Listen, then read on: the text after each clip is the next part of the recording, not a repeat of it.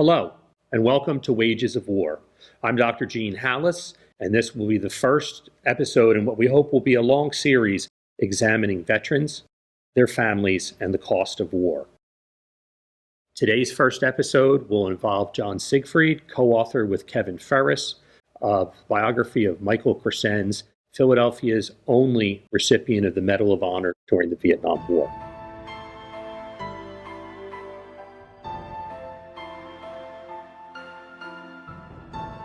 I'd actually like to begin this evening, Mike, by acknowledging that I myself am the son of a Vietnam veteran who was wounded in combat and suffered severe PTS. I spent actually 8 years of my childhood walking to elementary school, walking past the Mike Crescenz VFW. John, I want to start with asking you a few basic questions about Mike Crescenz and his life. Could you tell me a little bit about what it was like for Mike to grow up in West Oak Lane? The West Oak Lane area had a tremendous amount of young families from not only post or pre-World War II, but after World War II.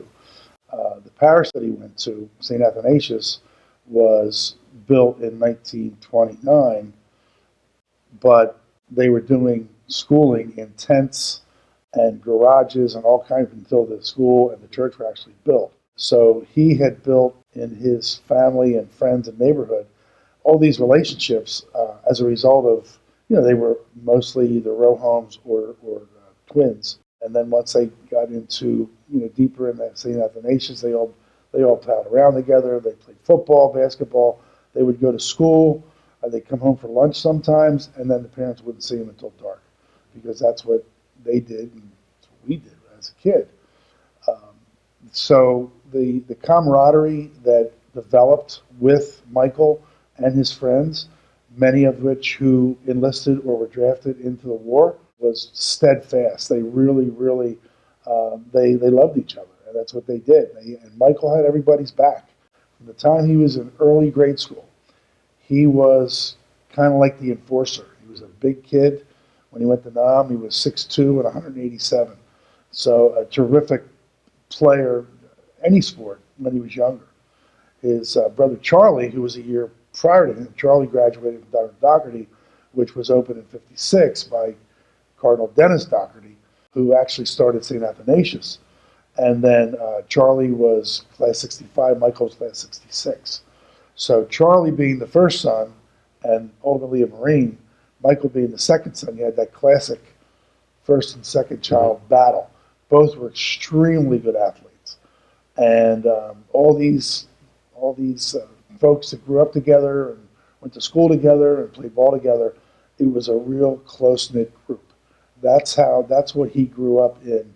And then that spawned into going into high school, where Cardinal Doherty was, when Michael graduated in '66, it was the largest Catholic school in the world. It was over 6,600 kids. Michael's graduating class was 1,600. So that was the baseline foundation. They all played ball together. And then typical also of many Philadelphia families, there was the trips to Sea Isle in the summer. Michael's great-grandfather came over in late 19th century, served in World War I. Michael's father was born in 1921 after the senior Crescenzo had served in World War I. Carmine, who was really Charles, was born in 1921. So he met Mary Ann McLaughlin, and of course they got married, and Charlie was the first one born in 47. So Mr. Crescenz, the father, had purchased a place. He was a beer distributor. He purchased a place in Sea Isle on 46th Street, and that's how they spent their summers from their boyhood years. No girls in the family, 6 boys. And they grew up in Sea Isle when they were younger. The family was extremely close-knit. Peter, who was a Marine, he just passed away. He was the third oldest. And Charlie, the oldest of the Marine, was his mentor. Michael and Charlie were like oil and water. They were good friends, but boy, they went at it all the time. And Sea Isle was their second home. So as Michael and Charlie progressed through high school, Charlie goes into the Marines. Michael says, quote, he wanted to prove that the Army was just as bad as the Marines, so he enlisted in the Army in January of '68. Charlie had just come back from Vietnam in April of '68. They had a party because Michael was being shipped out 2 months later. But that's the Sea Isle connection with the family, which they have a sign renamed with Michael. So many things have been changed and built, and testimonials in his honor. 46th Street, where the home was, that is now the Michael Cousin's street. So I want to return back to St. Athanasius. Okay. If you could tell us a little bit more, what role not just the parish but that neighborhood played in the formation of Mike Crescens as a person. That neighborhood was a tough neighborhood because you butted up to basically East Oak Lane and North Philly, and you had your gangs and you had your tussles. But Michael, as I mentioned before, he just was the guy that was not going to let anything happen to any of his friends. And there was always engagement. He even was playing basketball in St. Athanasius up until 8th grade, where they'd be playing ball. And Ron Burke, who went into the Navy, if memory serves, Ron Burke was a little guy. And somebody would, charge him or knock him down or whatever. And Michael would come over and say, basically, don't do that again. So he was always protecting his guys, his friends, and they all looked up to him. He was like their big brother. The guys that were his age, Jim Engler, Jack Jacobs. Jim Engler went into the Navy. Ron Burke was Army, I beg your pardon. You had Joe Lynch. All these guys that Michael grew up with, many of which went into the service. And they just grew up together. They were all neighborhood buds. Yeah, it was definitely a spawning ground for who he became. A strong leader. Charlie was very silent. Charlie was, as so many first children are, they're very introverted, sometimes a lot smarter. Michael was very outgoing. Michael was January 14th of '48. So he was a Capricorn. Capricorns are strong, and that's who he was, and just the best athlete of all of them, all the friends. That's how it all got together. He was most liked by the girls. Girls loved him, and they would go over to Simon's Recreation, which I actually went to, over in Northeast Philly, which had football fields, baseball fields, hockey rink, skating, everything. That's where they grew up. I want to kind of extend that line of thought because after St. Athanasius, Mike Crescens goes to Cardinal Doherty High School. And an interesting statistic that is really hard to fathom is that during the Vietnam War, Philadelphia lost almost 650 service members, and over 140 of them, roughly 22% of them, came from 4 high schools: Thomas Edison High School, Father Judge, North Catholic, and Cardinal Doherty. So if you could speak a little bit about what his experiences at Cardinal Doherty were and how they might have led to his formation and ideas about joining the service in Vietnam. Well, first and foremost, his grandfather and his father both served in World War I and World War II, respectively. In that neighborhood, as so many Philadelphia neighborhoods, there was a real passion for, America being, different than everywhere else, and serving your country was the highest honor you could do. And a lot of people think that draftees were far away the highest percentage. There was more guys who enlisted in Vietnam, 2.6 million, versus the 2.2 who were drafted. And in Philadelphia, you had, I won't say an even split because I know the numbers, but basically these kids became men while going to high school. And as these guys were, they were 14 years old. So in Michael's case, he was in '63 or '62. The war hadn't even, it started, but we didn't know about it because it was the advisors at the time, and the First Special Forces Group, and the CIA was running it. But the passion for the country, particularly when things started to heat up with, in '64, when we never declared war and things starting up, most people couldn't even tell you where Vietnam was when I met, because it was called Indochina prior to that, when the French went in Dien Bien Phu. It was only changed into Vietnam later. So there was a real a passion for nationalism within these Philadelphia neighborhoods. The sad thing is that Doherty, Judge, North, Bonner, all of the Catholic high schools underreported the number of killed in action. Mm-hmm. They didn't count the guys who enlisted early. So, example, Judge had 30. There's only 27 from the movie that Chom did. Doherty had 30, but there's only 27 on the concrete block that's in front of Michael's renamed VFW at Martinsville. Edison had 54, which was the highest in the country by far, but 10 other guys enlisted early. And I've actually interviewed them. I interviewed them before my book, 6 Degrees of the Bracelet. And they would say, this one guy told me, and they did an interview with him a few years ago when ABC covered the anniversary for the 64 Edison. And he said, look, I got shot in 67 on the streets, and then I got drafted. And I said, I might as well go to Vietnam and get shot and get paid for it. And he ended up having a good career. Police officer, 30 years. So a lot of guys who were in the gangs in both the Catholic schools and the public school. If you got thrown out of the Catholic schools, you went to the public school. That's just the way it went. So a lot of guys who were at Edison were from Doherty and Judge and the other city schools, North, because they had nowhere else to go. And there was tangles and gangs and things like that, but nothing really that bad while they were in school. It was when they got out of school that the gang perimeters were set and all this stuff really happened. So they had to be tough because they never knew what corner they're going around, whether it was 21st and Lehigh or 7469 Thoron Street, which is where Michael grew up in West Oak Lane. It was a tough environment. So they became tough kids. I grew up in the suburbs. You know, kids in the city grow up quicker than they do in the suburbs, just because of the environment they're in. So that was kind of the backdrop in the 60s with the schools, with Doherty. Doherty was not co-ed at the time. It was all boys. The girls went somewhere else. It was only co-ed in they went co-ed in 1982, but they had different buildings by the time 68 rolled around. Girls on one side, boys on the other. And sort of to stay in that vein for one more question. We've talked about the fact that Michael goes to St. Athanasius, he goes to Cardinal Doherty High School, but it's the 1960s, and if we recall, John F. Kennedy's the first Catholic president. He has Baptist ministers ask him, quite literally when he's out campaigning and talking to them during a campaign stop of, well, will he really be able to be president, or does he have to follow the Pope?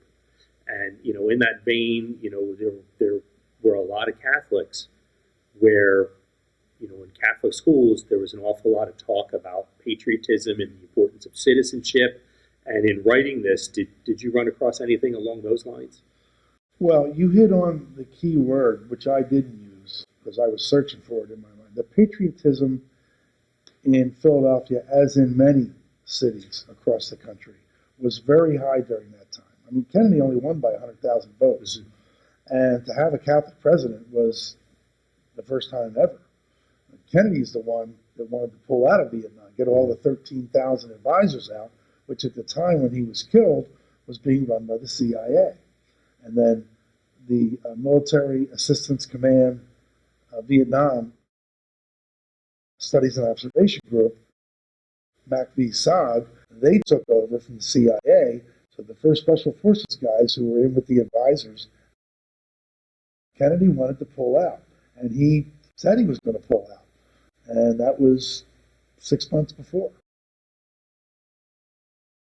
So January 68 of 1999, worst year in our country's history. January was Khe Sanh, before Tet. February was Tet. March was My Lai. April was Martin Luther King. May, there was 2,400 KIAs in Vietnam, times 4 wounded. And that's when Walter Cronkite said the war is lost. Well, Walter didn't know what he was talking about because the 75,000 Viet Cong who were there at the time were all gone. The only units left were the militia that the VC had. So they were fighting the militia and then the NVA. And then you went to Bobby in June, And then you go into draft card burnings and the August Chicago stuff, draft card burnings, Black Power in '68, October. It was the worst year in this country's history. But May '68, Ho Chi Minh knew that he would have to sacrifice 10 men for every American. But he won the political war. That's what he wanted. And that's when really public opinion swayed against the guys who were serving. So, but I want to still stay a little bit on sort of this background of family, community, neighborhood. Right.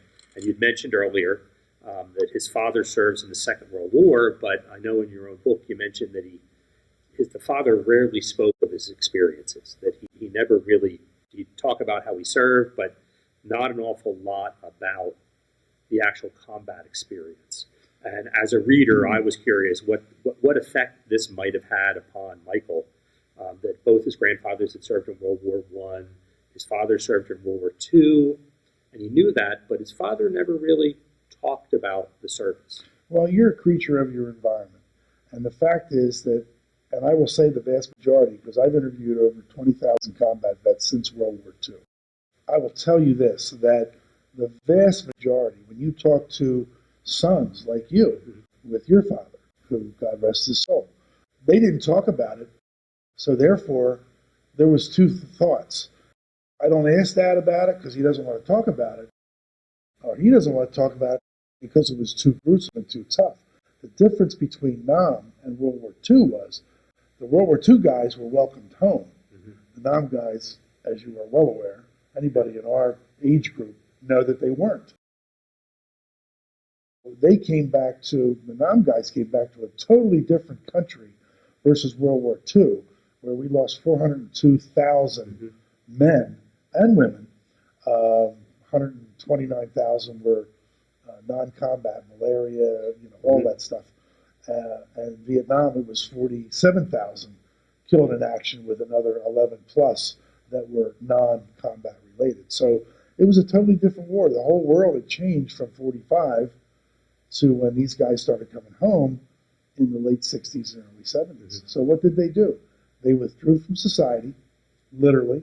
They didn't tell their partner, their wives, their children.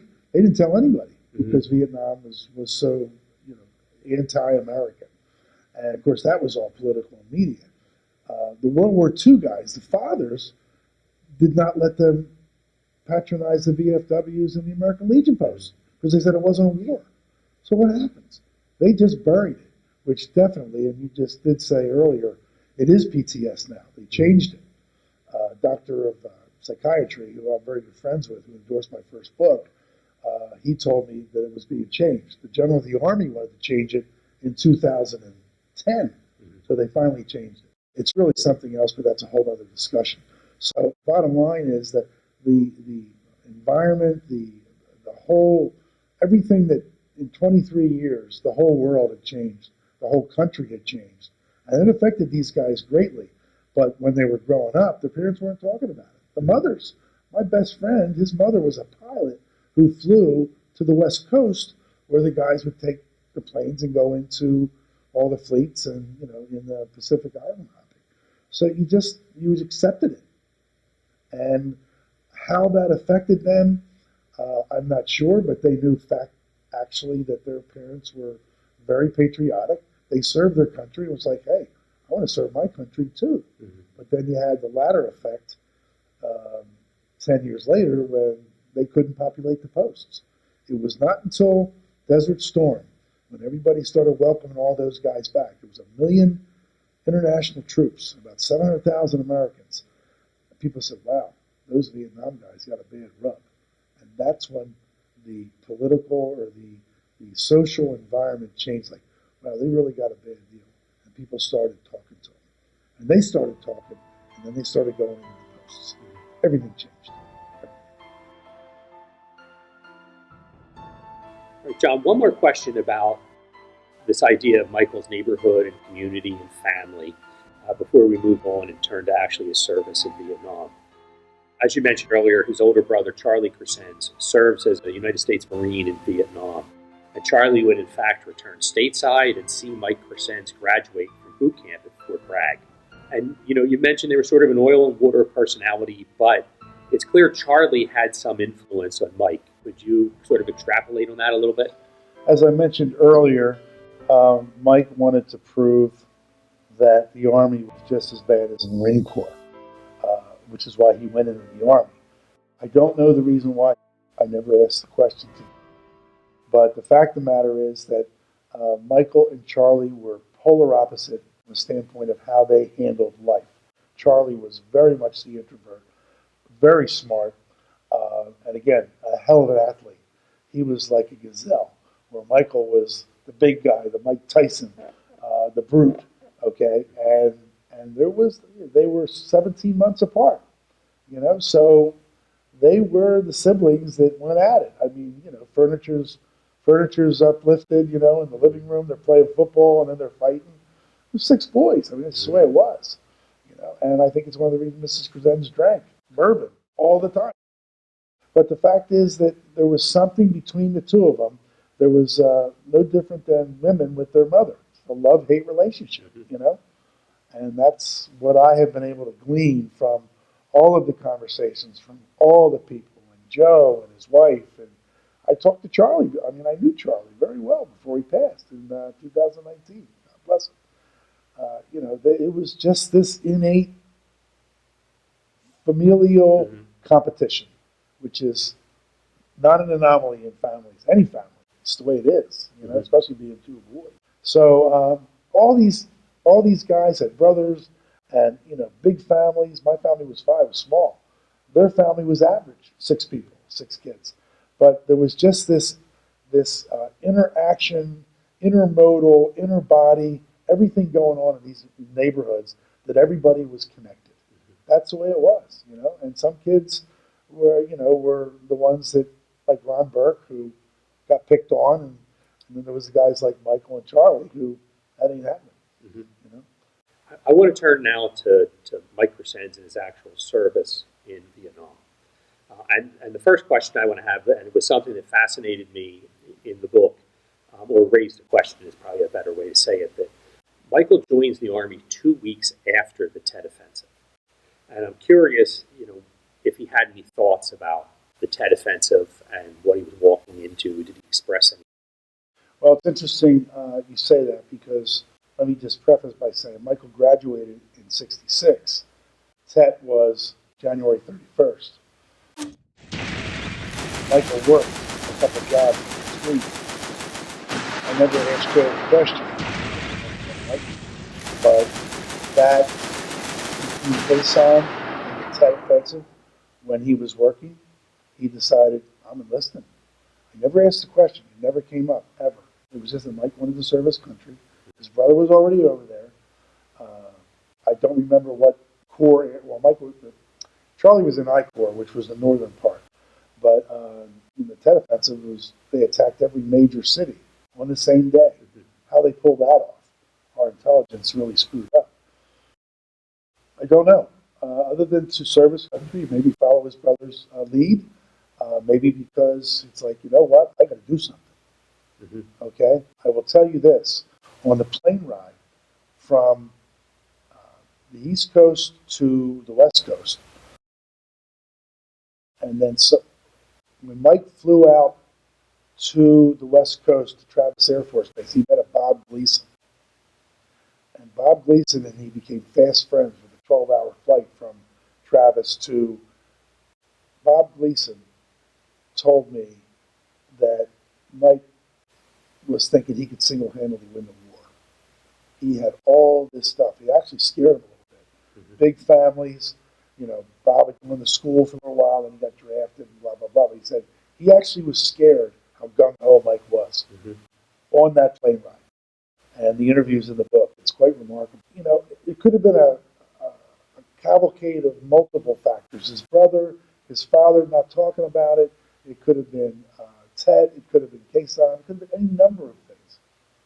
Because Vietnam had already heated up. I mean, in '66, if you want to realize, '64 to '66, there was quite a few thousand guys killed. Actually, '66 was 7,000. '67 was 10,000 guys. And then it was 16,000 in '68. So the war definitely escalated. Okay, thank you. The next thing I want to give viewers a little bit of context, that once arriving in Vietnam. Michael Crescenz is about 35 miles northwest of Chu Lai in southwestern Da Nang, up in the mountains of South Vietnam, correct? It bordered where he was. Chu Lai is where he did his additional training, booby traps, how to do all that in-country stuff that they learned on the fly. Meaning, when they trained, these guys had already learned it. So Chu Lai was really bordered North Vietnam, and Laos. It was right up close to the DMZ, where a lot of the Marines were, okay? Because Marines did a lot of reconnaissance and raids. One guy from Father Judge helped do this one raid that's still taught at Quantico. No different than the guy from World War II from Band of Brothers, who they're still teaching how to take an artillery position, whatever his name was. So the point is that they did 2 weeks of additional training at Chu Lai, and then the NCOs saw how chubby Mike and Bob were, so they split them up, and Mike challenged it. So they split up Bob. He went into 31st Infantry, 2nd Battalion. Mike was in 31st Infantry, 4th Battalion. Okay. And then just a little context for viewers as well. This period we're talking about between when Mike Crescenz arrives in country, which is September 22nd of 68, and he's there for a little bit less than 2 months because it's November 20th of 68 that in fact he's killed. So with that, let's talk a little bit about the action that Mike was involved with, or the battles in which he was involved with that ultimately lead up to him being in a situation in which he's awarded the Medal of Honor. He's involved with what becomes known as the Battle of Nui Chom Mountain, which translated into Vietnamese means fortress in the clouds. And if you could talk a little bit about that battle and why the battle was so difficult. Sure. Well, we need to preface about Mike. Once he became a squad member in that Alpha platoon in his company, Alpha company. So there's 3 or 4 squads in each company, 13 guys in a squad. 13, 14 guys in a squad, 3 or 4 in a platoon, and then there's 3 or 4 platoons in a company. So he was an Alpha company. Jim Willard, who was retired as Sergeant First Class, was a sergeant, weapons sergeant in that squad. He's the first one that really saw Michael in action. And every time Jim sent him out to do something, Mike came back, and Jim said he always did at least what he wanted, and sometimes more. Like, he was the first one to volunteer, first one to go out. Jim Willard was actually shot up multiple times when Michael did that run 100 yards amongst all those bunkers. So he was a private, which with no supervisory, what do you want to call it, no rank. But Jim said he was kind of astounded at how amazing he was in a leadership position. John, if you could sort of extrapolate a little bit to help our viewers understand what made the Battle of Nui Chom Mountain so difficult. First of all, as you mentioned, Nui Chom in Vietnamese means fortress in the clouds. Literally, it was a fortress in the clouds. Now, this was November of 68, so it was still in the monsoon season, and the monsoon was 20 inches of rain sometimes. So the hill itself, the mountain itself, was, not to be foolish, but mountainous. And what they were doing prior to the battle, they weren't doing search and destroy, they were doing recon to see what was out there. And they had different skirmishes, and a couple guys were hurt in different skirmishes before they actually went up and got hit that day, 20 November. Jack Brisby, who was with Michael, who survived the battle, watched Michael pick up the M60. They said the day before, a priest had come in and said Mass because they knew they were going to go into the heat. And Jack was scared because it was like, wow, we're going to have a challenge tomorrow. So what happened was that it was early morning. The ground was so steep that some of these guys had to go hand over hand to get somewhere.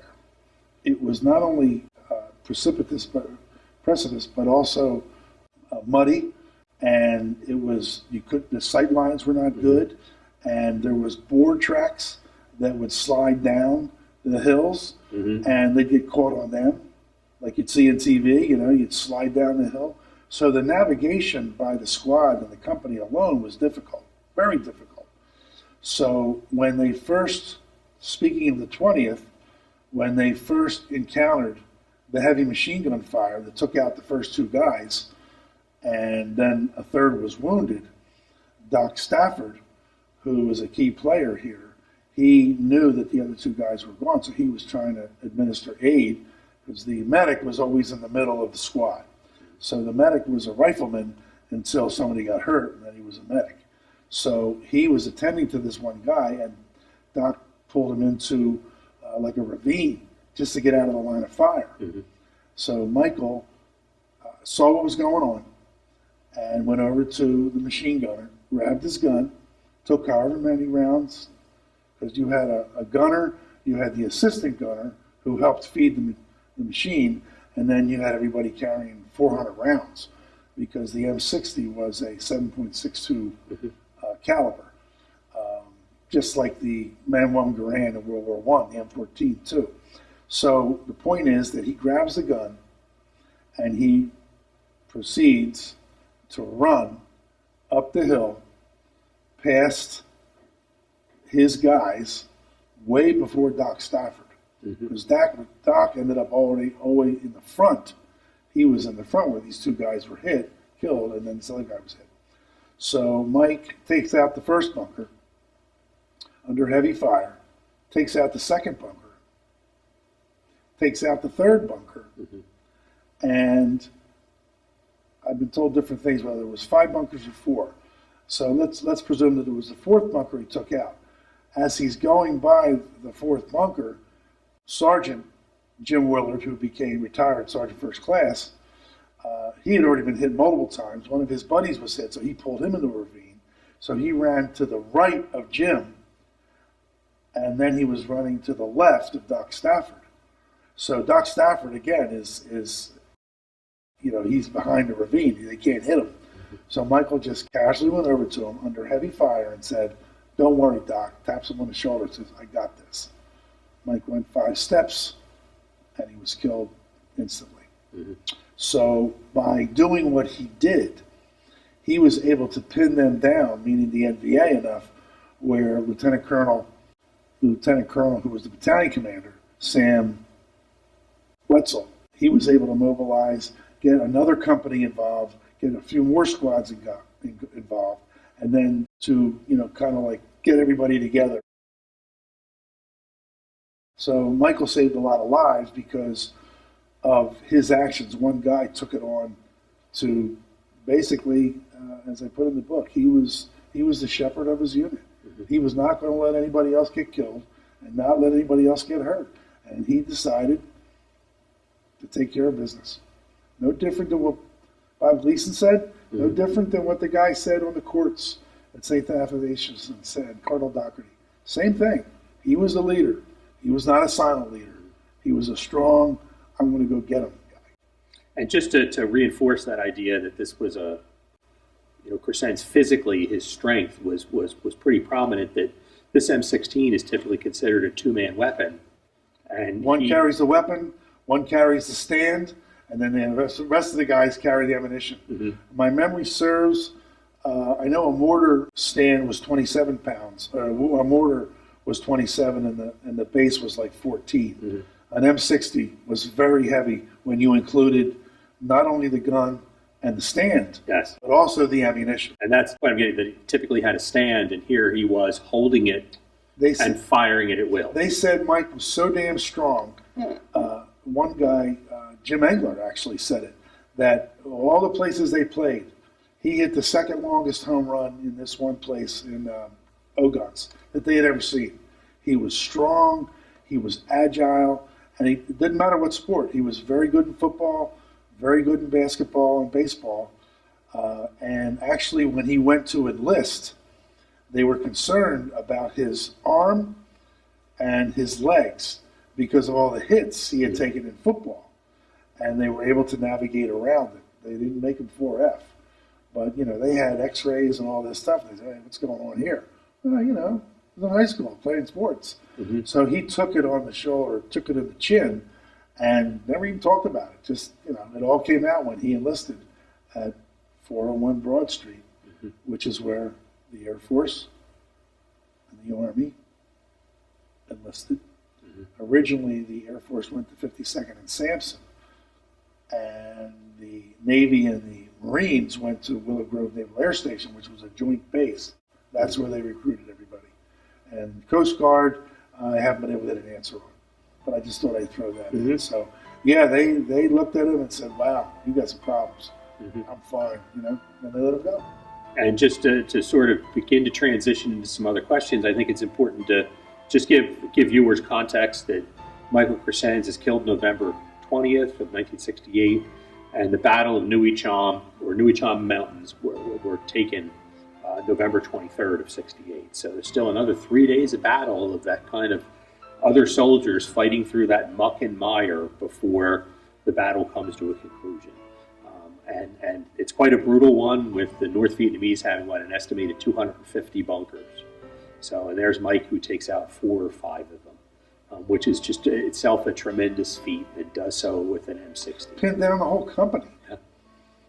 Absolutely. So let's turn now to the unfortunate, after effect, and that is Michael Crescenz has been killed in battle. He's returned home. And if you could talk a little bit about then what challenges did the Crescenz family have in mourning Michael's death? So, again, keep in mind that you cross the Grand Meridian when you go from the United States to Vietnam. So, the fact is that the Crescenzes found out, and I tried to locate the soldier. Someone came to the door.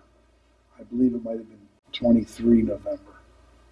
23 November, knocked on the door in full uniform. Mrs. Crescenz is in the kitchen cooking Thanksgiving. Mr. Crescenz is in the living room. Charlie was sleeping, and Joe was upstairs in the bathroom.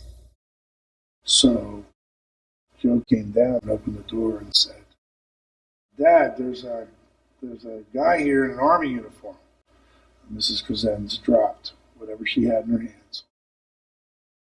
Mr. Crescenz immediately, Charles, told everybody to get the hell out of here and go upstairs. Charlie apparently awoke with the noise, and the soldier told them what happened. Certainly 56,000 of those door knocks from across all services, because the Coast Guard lost 7 guys. All the Coast Guard guys, 7,064, they all said, "I want to go to Vietnam." So tremendous patriotism. So you had all these door knocks, sometimes with a priest or a rabbi, sometimes just a soldier. 68, remember, there was 16,000 KIA. By the time Michael rolled around, it was probably 15,000 or more.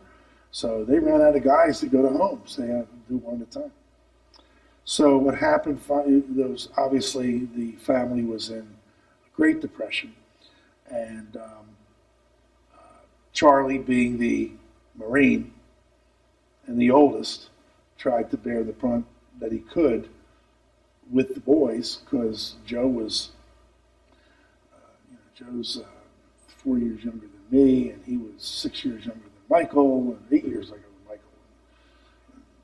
The fact of the matter is that they were able to gather their senses, because I've had a lot of death in my family. You never get over it, you just get through it. And Mr. and Mrs. Crescenz died at a very young age, both in their 60s. Whether it was broken heart, who knew? But they wanted nothing to do with the Army after Michael's funeral. They didn't want a headstone, Medal of Honor. He was buried in a very obscure area of Holy Sepulchre, which my family was about a 9-iron away, which is really interesting. And she wanted nothing to do with the Army. So the government gives you a headstone, and nope, didn't want it. So that was obviously 68. And Joe remembers that how hard it was on his parents. And of course, the boys were a little old, some of them older, some of them younger. So then you proceed into 69, and the war continues, and Charlie found out that his mother blamed him for Michael's death. Charlie had to carry that monkey for almost 40 years. Charlie never came home after he got out of Vietnam and went into the state police in Jersey. And Mrs. Crescenz always wanted to know, hey, well, Charlie hasn't been here for a while. And Joe would call him and say, hey, I'm busy, I get that. And Charlie and his wife Marie moved into a place called Island Heights, which is right next to Seaside Heights in Toms River. Never came home because he knew that wore on him for years. Now, Charlie had some Agent Orange issues. He basically died in his sleep from either a heart attack or anything else, because he had a lot. But Charlie kept everything inside. He never complained about anything. He always kept everything inside, and he bore that for 40 years. And when he told me that it was a combination of Michael's disinterment and reinterment at Arlington, in conjunction with 2015, when Frank Tacey, who was Air Force from Father Judge, when he was standing at Michael's grave in late April of 68, and he was in charge of the Patriot Guard, which is one of those motorcycle groups that accompanies, the bodies coming off the planes in Dover, and they're very patriotic. Not all military. Some of them civilians. Frank Tacey's story is remarkable, so I'll be real brief. He's over the grave. It's April. It's 75 degrees. The next thing you know, it goes dark, cold, and he's trying to figure out what's going on. So it shook him really bad.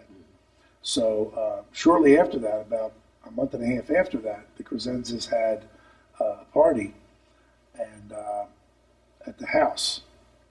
And Frank came over to, this is 2008.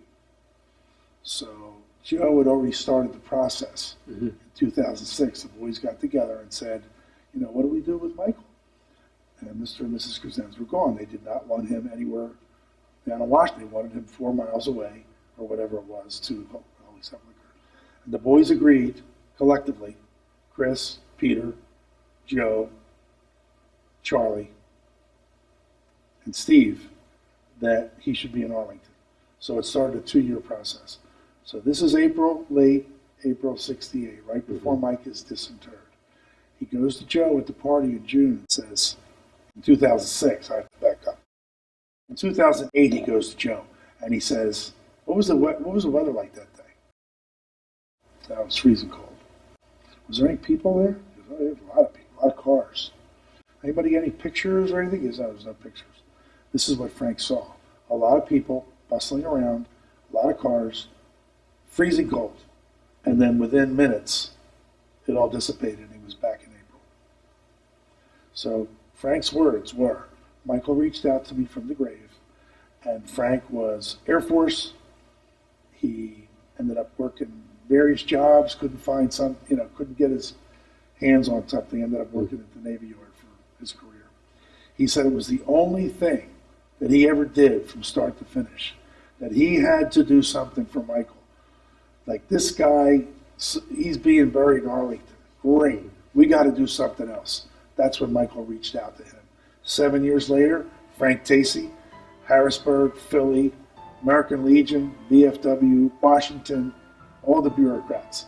Frank Tacey got that VA center named after Michael, virtually single-handedly. John, could you speak a little bit to the process in which Michael was awarded the Medal of Honor, and then some of the subsequent memorials that have been put in place for Michael? Absolutely. So, Lieutenant Colonel at the time, Sam Wetzel, who just passed away, unfortunately, he saw the whole thing. He was the battalion commander, and he put Michael in for it immediately. Now, due to the process of the whole process, it took a little bit of time. Joe gave me all of the documentation back and forth from the War Department, from the Pentagon, from DOD, everywhere. And then people started to tag along, like 3 or 4 of the guys who were in the 4th Battalion, who saw the battle, who were in the perimeter, different companies. They started writing stuff up to give it to General Wetzel. Said, look, I saw this.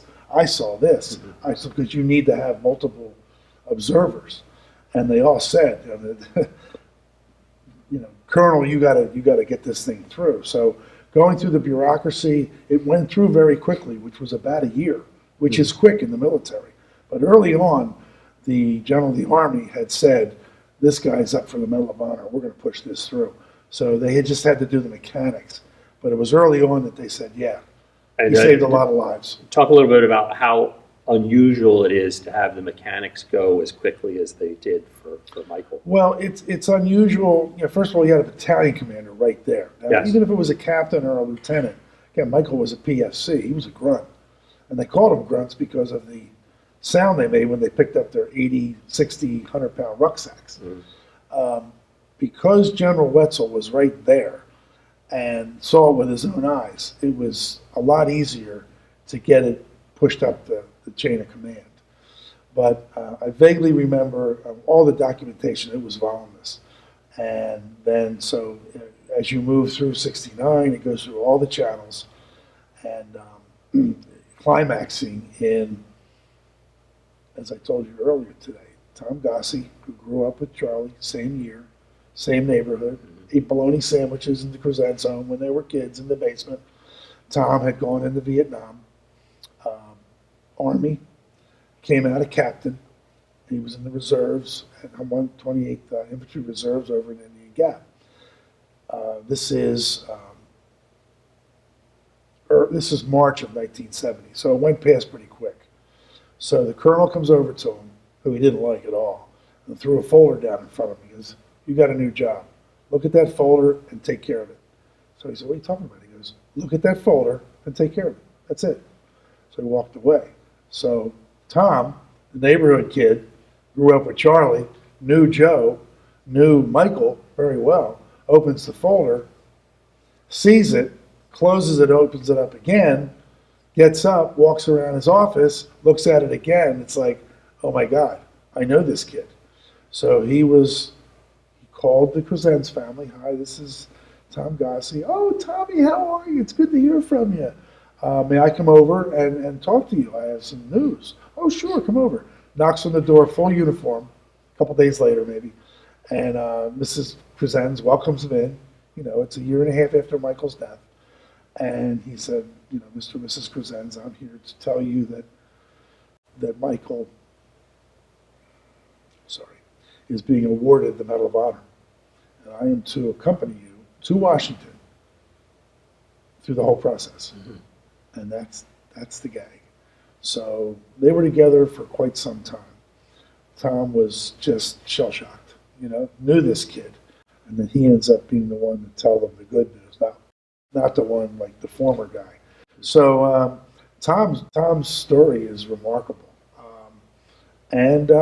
Tom proceeded to accompany them by train to Washington.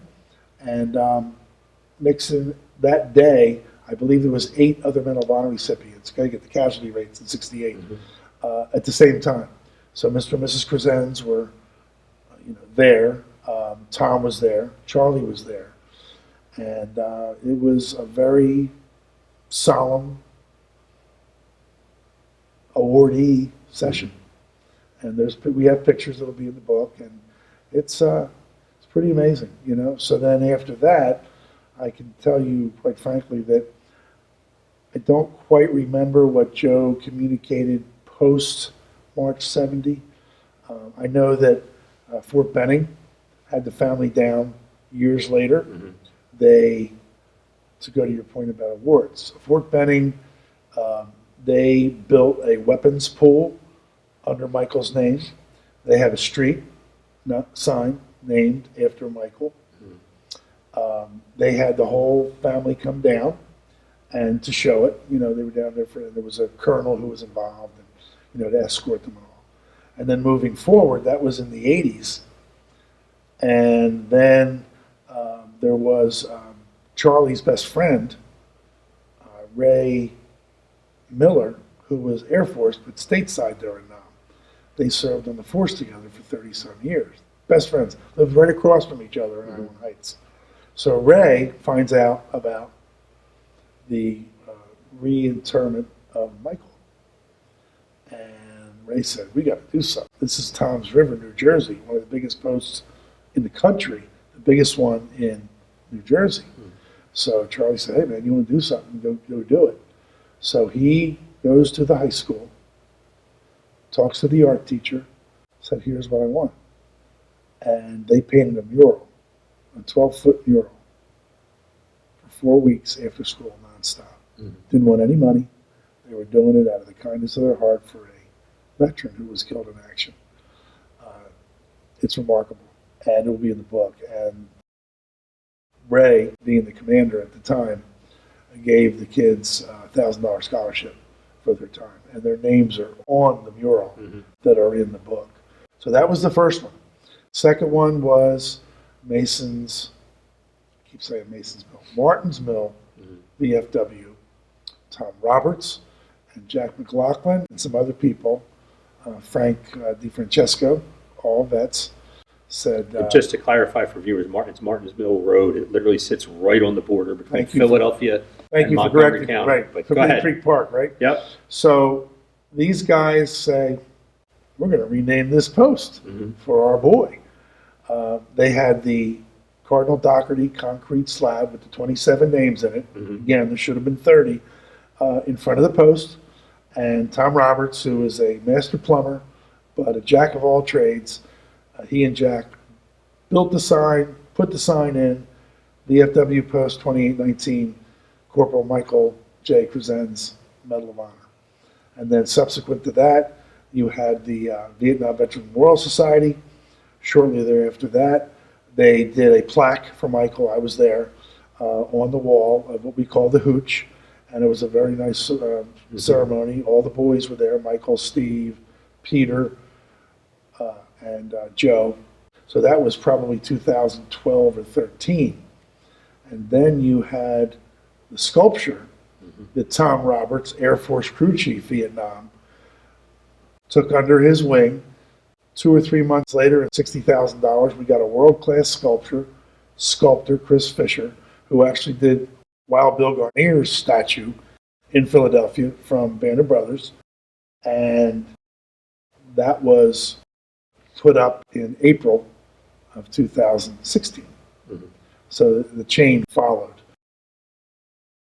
Of course, the Vet Medical Center was the year before that, in 2015, which there was a lot of politicians there, and the former Lieutenant General and the former Supreme Court Judge Ron Castile, Marine, lost his leg in Vietnam. He was there, and there was a host of people there. The sign in Sea Isle, I believe, aside from the sculpture, I think I hit everything.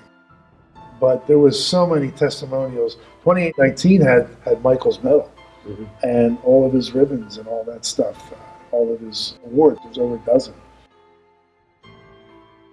John, in summation here, if you could talk a little bit about why is it Michael should be remembered, and also how did he really come to personify so many of the young men in those Philadelphia neighborhoods like his in East Oak Lane and their service in Vietnam? Well, again, you use a very good word, personified, because there was a whole lot of Michaels there who wanted to serve. Michael just had to be, just was kind of like I said earlier, the shepherd of his unit. He was very unique in many ways, but there was many hundreds, maybe thousands of guys who served who had a lot of passion as well. Michael's passion seemed to dwarf a lot of the other guys who had a lot of passion. And his actions, if you look at the 3,500 Medal of Honor citations plus whatever's coming up now, there's 5 more guys coming up from Vietnam that Biden's going to award. The citations are so remarkable. Like, how can someone do that? It's almost like divine intervention. It's not a miracle, but it's damn close. And when you read them, and I've read a lot of them, you just wonder what mechanics are in motion, what is going on in the universe. These guys did, what did my friend who passed away in 2016, he was a company medic in Alpha Company in Americal Division, same division, 11th Brigade. He left Vietnam before they did a major battle. He couldn't re-up quick enough. 3 guys were killed, and the guy who replaced him received the Medal of Honor, the medic, who was a conscientious objector. Mm-hmm. So Steve Newboff, I interviewed him for my first book, and he said, "John, I don't understand what a hero really means.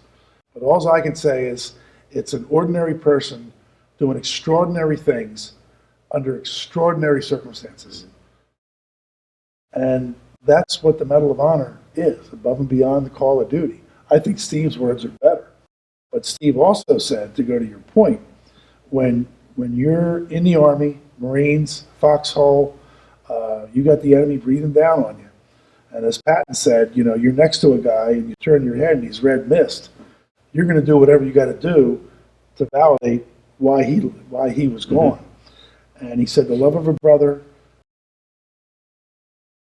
in service next to you, your squad, your guys, transcends any love of anybody with the exception of your mother. They're closer to anybody in your life, and you'll do anything because your buddy's got your back and you got his. And he said that he basically said that, thank you for telling the soldier story. But he exemplified, his words were so brilliant, but his PTSD was so bad, he self-medicated because of what happened. Talking about brotherhood, these guys didn't serve for the flag, or they didn't battle for the flag. They didn't battle for the country. They battled for their brothers, the guys next to them. They fought and died trying to take care of their brother because they knew if he went down, then he's going to go down, so you got to make sure you take care of each other. And I guess that's really the best way to say it. That transcended Michael. A lot of guys, maybe most guys, probably all originated from his background, the neighborhoods, patriotism, all the things that you mentioned earlier. They just manifest themselves in this 19-year-old, as I wanted to call the book initially, Philly Kid, because Tom Roberts begged me to call it Philly Kid. And quite frankly, in hindsight, no greater love from the Bible is better. Mike was a Philly Kid. That's what he was. And he exemplified everything Philly and everything a soldier could possibly stand.